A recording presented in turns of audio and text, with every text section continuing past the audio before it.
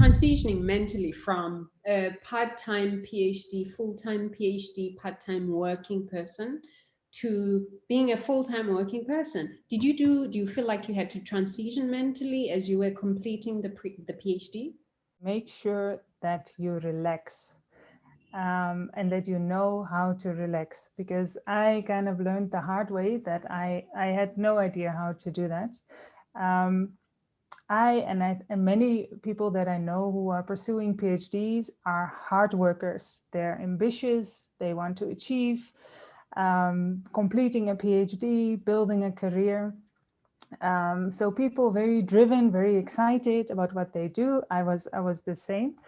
And 1 year after my PhD, I really hit the wall, so to speak, because I got sick, like physically sick. I had constant headaches. I had a rash all over my body, and no one, even no doctor, knew really what was going on, except for the fact that all my muscles were tense, and that they told me, like, do you know, you don't know how to relax. You don't. I wasn't even aware that I couldn't relax physically in my body. And it brought my life at that time, I was already in Cape Town, to a complete halt. I just had to stop doing everything that I was doing. And I took a total break of about a month. I learned how to meditate. But what is most important, what was the most important lesson for me, is that it's really important to check, just like you would check every day the weather outside. What's the weather like, so that I can prepare? Is it raining? Do I need a raincoat? Is it very hot? Do I need to bring water? Similarly, I need to check, everybody I think needs to check inside. What's happening inside you, in your body? Are you feeling, am I tired? Do I have the energy to start new things also? Because I'm somebody, I tend to be excited about a lot of things. I want to do a lot. But for me, it's very important to also check, do I really have that energy? And so it's about making choices, prioritizing. And those are the things that I think, we need to be more aware of. And I think a PhD trajectory and academic life in general kind of invite you not to do that. It invites you to be ambitious, to always come up with new ideas, to always be in your head, to be thinking, to be in your mind. And it's very important also to go into your body and to relax and to take a pause every now and then, to really check what is the reality, how are you really doing? Are you really up to the things that you think you are up to? Absolutely, really difficult towards the end. And as an African student in Europe, as someone who was on a scholarship, they're time bound. So the pressure is double on you. The Dutch students wrote for 10 years. We had no luxury like that. You have to write it in 4 years and get out. Your visa is expiring. Your money is running out. So the emotional toll, I think, is double what it would be for the European students. They of course have other challenges that they deal with. But for us, ours was also extremely time bound. And so I was quite conscious of that as well throughout the entire, it culminates towards the end. You feel that exhaustion. And I remember feeling it after I had given this lady who was editing my work. The moment your work is being edited, it's done. You're done. You've given it to the supervisor. You're just doing the grammatical dots and commas. And I felt, you feel overwhelmed. So what I did myself was I had to take 1 month before I left Holland to just be free. But before that, during the PhD journey, because this is not like a once-off incident. It's there throughout the PhD process. You write, you are stuck for days.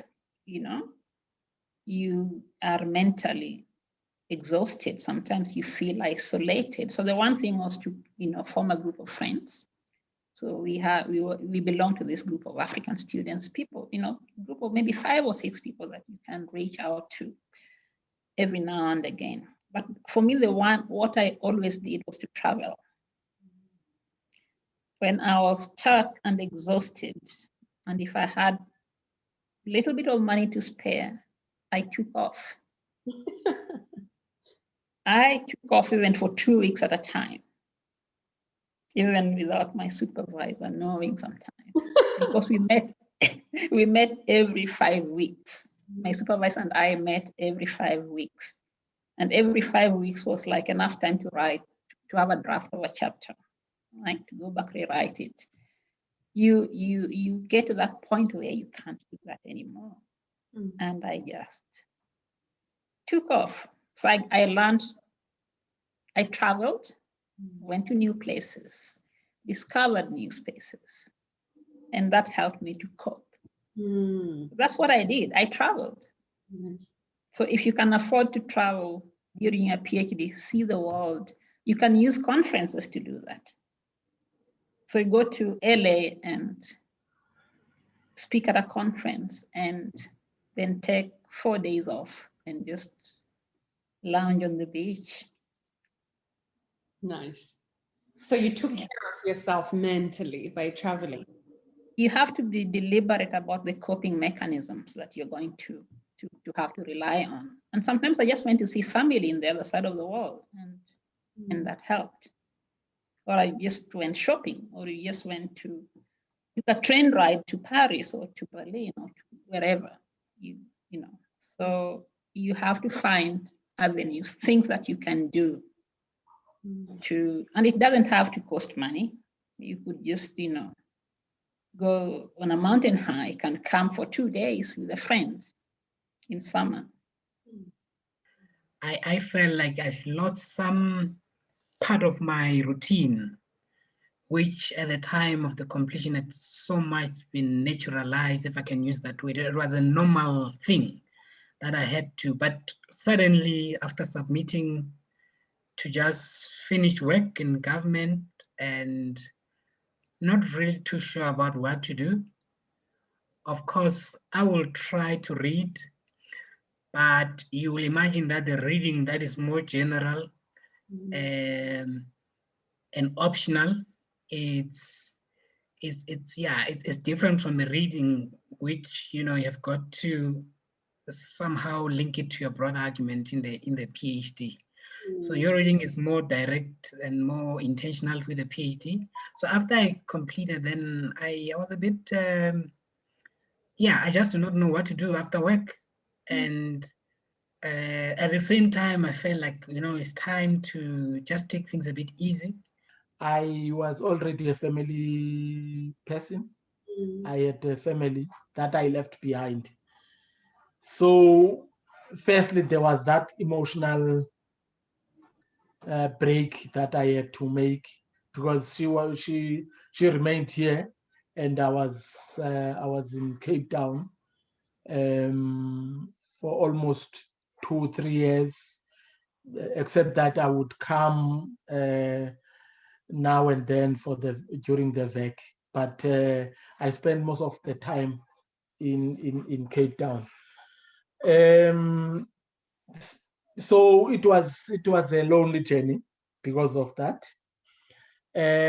but also even though I had colleagues at CAS that I worked with to sort of try and break the isolation, but that did not really break the isolation, because they were also working on their own theses, their own pieces of work. So the time we would spend together was limited, only for the seminars that weekly seminars that we would be together. Otherwise, it was a lonely journey. People talk about the PhD process as being so daunting, draining, and actually when it ends, you still feel a bit sad. You mourn. You have now come to this phase and you are letting go of this baby you've been working on 4 years. Did you feel that way at all? And did you anticipate and did you prepare for such a bereavement? And did you experience it at all? Absolutely, absolutely. It's like a load off your shoulders, but at the same time, you just let go of something that's been your constant companion for at least for me, for the past 4 years. So you do feel a sense of loss. I think it's just important that the sense of excitement is bigger than the sense of loss. And for me, that helped. The sense of what is next, even though it wasn't clear what was next, I felt that loss. And the reason why I felt that loss and what I really enjoyed about the PhD process is the discovery of new ideas and new things and new writings. So I could go to the library or on the internet to research a particular theory, and I would be totally distracted because I found something more exciting. And that took me to other avenues and open, and I just read and read. I don't think you read like that outside of the PhD. I could be wrong, but I'm not in academia, but that depth, no. So somehow I knew, I mean, that for me was the most exciting thing about the PhD process, the depth that I could go and the fact that I could be totally distracted and go and discover marvelous ideas and knowledge and totally beyond the scope of why I gotten onto the internet that day or to the library that day. So you feel that sense of loss, but for me, I think the coping mechanism is to always remember to be more excited about what is to come than what is behind. Firstly, I mean, you would feel that there is something that you've lost, that has been committing you for a long time, and you would have a sense of being lost. What else do you do now?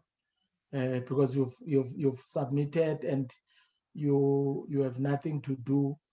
And I felt that of course, I also felt that I needed to take a break, even if it's about 3 months and not work.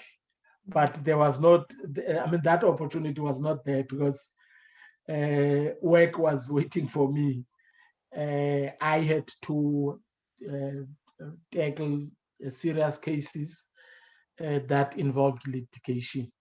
In fact, one of those cases is the one that became a precedent-setting case in the High Court that involved a headman, traditional authorities, and where communities challenged this chief and his headman, who imposed an unelected headman in an area where there was a tradition of election of headmen. So I had to work on that case since 2013 until 2015. Wow. And in and out of court, work on mobilizing communities, organizing workshops. After the cases, I would move around the province, explaining the significance of the case and what it means for the various rural communities. So I didn't really have a chance to take a break, to transition, so to speak. What's been your most rewarding experience post-PhD? And is it something that you had planned in advance for, or as you're saying, very sporadic kind of, what would that be for you?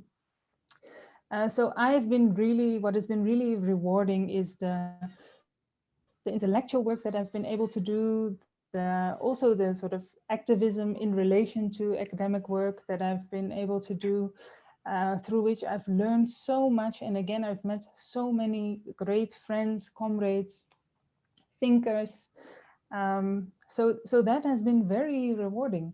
I saw a number of other communities taking up their issues with their traditional authorities, and the confidence that it built in communities, rural citizens, to be able to challenge traditional authorities at various levels.